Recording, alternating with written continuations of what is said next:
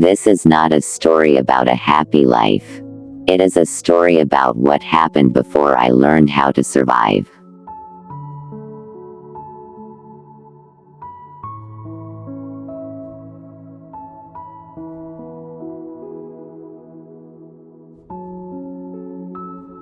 I am 80 years old now.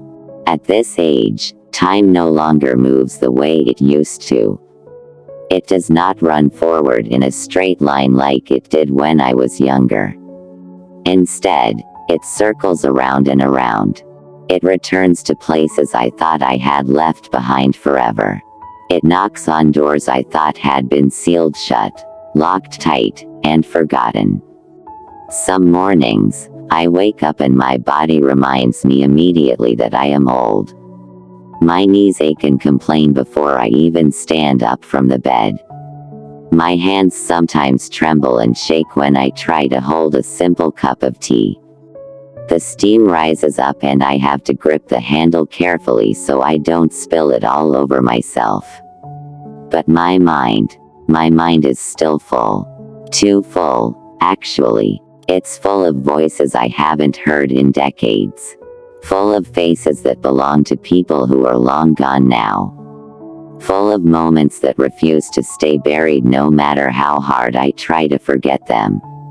People who meet me now, at this stage of my life, think my entire existence has always been calm. Orderly, successful, peaceful, even. They see a comfortable home with nice furniture and clean carpets. They see photographs of children and grandchildren hanging on the walls in neat frames. They see shelves filled with books that carry my name printed on their spines. Books I wrote. Books that sold well. Books that made people think I had always been confident and strong. They look at all of this and they assume my story has always been this way. They assume I was born into comfort and stayed there my whole life. They are completely wrong. I have lived more than one life. More than two, actually, if I'm being honest with myself. This life, what I am living right now, is the last one. The final chapter. The quiet ending after all the noise. But before this, there was another woman. A younger woman. A woman I barely recognize when I look back at her now. She was a woman who believed that goodness was a shield that could protect her from harm. A woman who thought patience could fix absolutely anything if she just waited long enough. A woman who believed that if she stayed quiet enough, still enough, small enough, the storm would eventually pass over her and leave her untouched. It didn't. The storm came anyway, and it destroyed almost everything. But I'm getting ahead of myself. Let me start at the beginning. The real beginning. I was born in New York, in a modest but warm house, on a quiet street where everyone knew everyone else's name. My parents had waited many years for a child.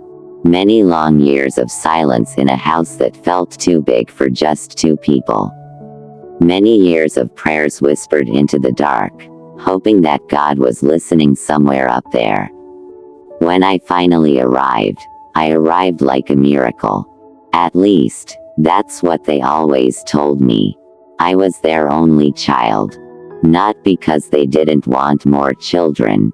They did. They would have loved a house full of noise and laughter and chaos. But fate didn't give them more. Biology didn't cooperate. So I was it. Their one shot at parenthood.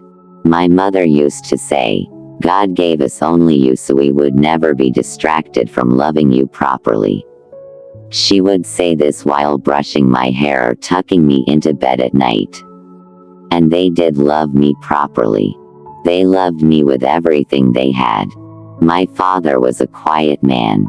He worked long hours at a job he never complained about, even though I could see the exhaustion in his face when he came home.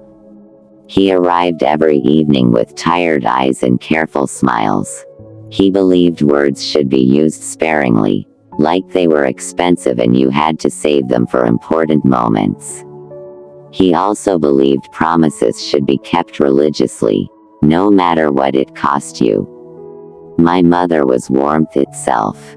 She filled the house with the smell of food cooking, roasted chicken, fresh bread, vegetables simmering on the stove. She filled it with the sound of humming as she worked, moving from room to room like a gentle breeze.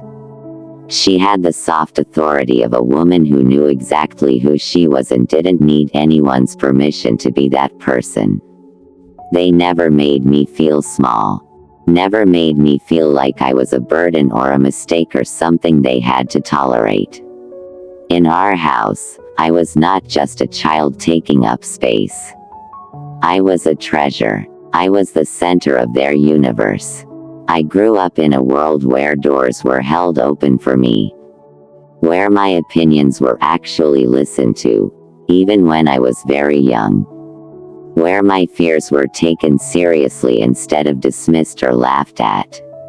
Looking back now, after everything that happened later, I realized something painful. Something that makes my chest ache even now. They loved me in a way the world never would. They prepared me for a life that didn't exist outside our front door. The next year, when I came home for Thanksgiving again, he and his entire family were invited to dinner. I should have seen it coming. I should have known my parents wouldn't let this go. That day, my mother cooked like she was preparing for a wedding or a festival. The house smelled of spices and roasted meat and old family recipes. I remember standing in front of the bathroom mirror longer than usual, staring at my own face, telling myself it was silly to be nervous about meeting someone. When they arrived, they were exactly as my parents had described. Polite, well-mannered, respectable, the kind of people who said please and thank you and never raised their voices. And he was calm. Too calm, actually. The kind of man who spoke only when necessary and listened more than he talked. The kind who nodded thoughtfully when you said something and seemed to be measuring every word before it left his mouth. We sat in the living room and talked about safe topics. Work, the city, the weather. Nothing important or meaningful or personal. He didn't offend me. He didn't say anything rude or ignorant. But he didn't move me either. He didn't make my heart beat faster or my stomach flutter. He didn't make me laugh or think or feel particularly anything. He was just there. Still, after that day, we began talking. First on the phone, awkward conversations where long silences stretched between us. Then, when I visited New York, we would meet for coffee or dinner. Always in public places, always appropriate and proper. He never pressured me, never raised his voice, never did anything I could point to and call wrong or inappropriate. That should have been my first warning sign. A man who reveals nothing about himself is a man who has many things to hide. But I didn't see that then. I was young and trusting and still believed that silence meant peace. My friends in Chicago were divided when I told them about him. Take your time, some said. Don't let anyone rush you into anything. You barely know him, others pointed out. How can you make this kind of decision? And one friend, the most practical one, said, look, stability isn't romance and it isn't passion. But it's not a bad thing either. Sometimes it's actually the most important thing. I held on to that last comment like it was a life raft. I told myself my parents meant well. I told myself they had lived longer than me, seen more of the world, understood things I didn't yet understand. I told myself that love could grow over time, that it didn't always have to start with fireworks and butterflies. And slowly, Conversation by conversation, visit by visit, I started to believe it. The final decision came quietly one evening. I was sitting on my narrow bed in my Chicago apartment, looking around at the small life I had built for myself. The books on the shelf, the coffee mug on the nightstand, the jacket hanging on the back of the door. And I realized something painful. If I stayed in Chicago, I would always be choosing myself. My independence, my freedom, my own path. If I left and went back to New York, I would be choosing everyone else. My parents' peace of mind, their vision for my future, their need to see me settled and safe. I sat there for a long time, weighing these two futures against each other. Then I picked up the phone and called my mother. "I'll try," I said simply. "I'll give this a chance." She cried. Happy tears, relieved tears. I resigned from my job 2 months later. My coworkers threw me a small party with cake and cheap champagne. My friends helped me pack up my apartment, even though several of them thought I was making a mistake. The wedding happened 3 months after that. It was simple, respectable, quiet, exactly what both families wanted. No great romance, no passionate declarations of love, just promises made in front of witnesses. When I moved into his house, it was his house, not ours, though nobody said that out loud. I told myself this was just another beginning. Another chapter in my life story. The first year passed slowly. Then the second year. Then the third. We lived together like polite roommates. He went to work. I kept the house. We had dinner together. We attended family events and church services. But no child came. Month after month, year after year, nothing happened. The doctors ran tests. They used words like unexplained infertility and no obvious cause. They suggested treatments and procedures that cost money we didn't have much of. He started drinking during this time. Just a little at first. Then more than that. He started staying out late after work. Coming home with alcohol on his breath and coldness in his eyes.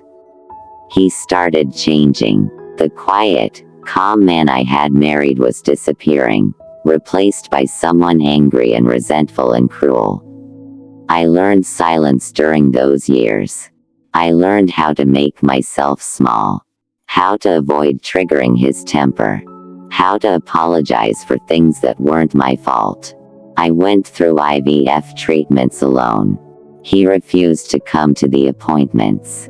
He said it was a woman's problem, a woman's responsibility. The IVF failed. All of it failed. Then, after years of silence and emptiness and grief, adoption came into the picture. When the children finally arrived, 2 beautiful children who needed a home, the house felt alive again for the first time in years. It felt like it had a purpose. And that was exactly when he began to truly hate me. But that is a story for another chapter. That is the dark middle of this story, and we're not there yet. Because this chapter is about something simpler and sadder. It is about how I once believed that beginnings were always kind. That if you were good and patient and tried hard enough, life would reward you with happiness. It is about the girl I was before the world taught me otherwise.